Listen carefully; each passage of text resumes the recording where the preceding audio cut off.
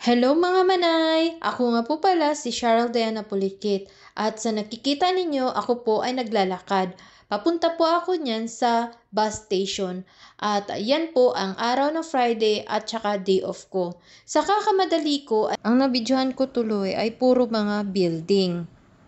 But anyway, ang dahilan kung bakit po ako ay nag-day off dahil sa gusto ko talaga na gumala at ma-relax yung aking katawan. 'Di ba? Sana all. Hindi lang naman ibig sabihin na kapag lumabas ka or gumala ka or nag-day off ka, gusto mo lang na maghanap ng mga pogi sa labas. Charot! Din natin na ipahinga ang ating katawan, 'di ba? Sa totoo lang, kaya gusto ko ang araw ng Friday kasi yan yung araw na i-relax ko ang aking isip at katawan ko. Yung tipo na i-enjoy ko yung sarili ko, yung tipo na hindi mo maiisip ang mga trabaho, mga toxic na tao at mga problema. Yung tipo na hindi mo maisip na kakasahod mo lang tapos naiwan sa bulsa mo ay 2KD lang, 'di ba? Sana all.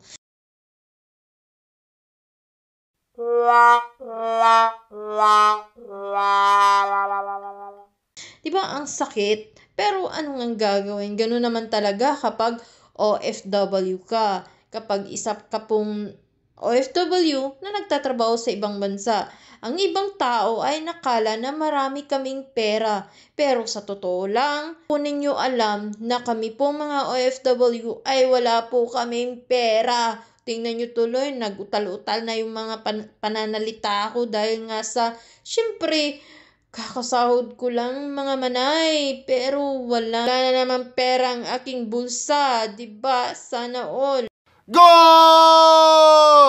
Dito pala ako sa Old Souk Salmia at nagpunta po ako sa Grand Hyper dahil nanap ko ang Ali Cafe na kape. O 'di ba? Sana all, shout out Ali Cafe at Grand Hyper dito sa bansang Kuwait. Ayan po guys, naghanap po kasi ako ng Ali Cafe na yung gusto ko. At syempre, inikot-ikot ko muna para makahanap pa ng mas mura na mga pagkain na hinahanap ko din. O 'di ba? Sana all. Akala mo naman maraming pera, pero sa totoo lang nagtingin-tingin lang ako diyan at kinuha ko lang yung Ali Cafe na gusto ko. Inikot-ikot ko lang yung Grand Hyper dahil nga sa inaalam ko lang yung mga presyo na mga pagkain na gusto kong bilhin, 'di ba? Sana all. Akala mo naman maraming pera. Pagkatapos ay lumabas na ako, ayan na yung nakita ko, gabi na bigla, 'di ba? Ali Cafe lang binili ko tapos biglang gumabi na. Ay, nako, tapos ang init-init pa guys, pero okay lang. Sulit naman yung day off ko. At least na-relax ko yung sarili ko. Ayan pala guys, nagbumili ako ng ice cream at hindi ko na, hi ate, shout out! Ayan po si ate na nabutan ko ng pera kasi gusto kong kumain ng ice cream dahil sa mainit na panahon dito sa bansang Kuwait.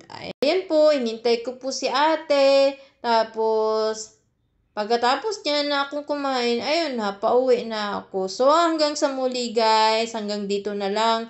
Maraming salamat at God bless to all. And bye-bye. Thanks for watching.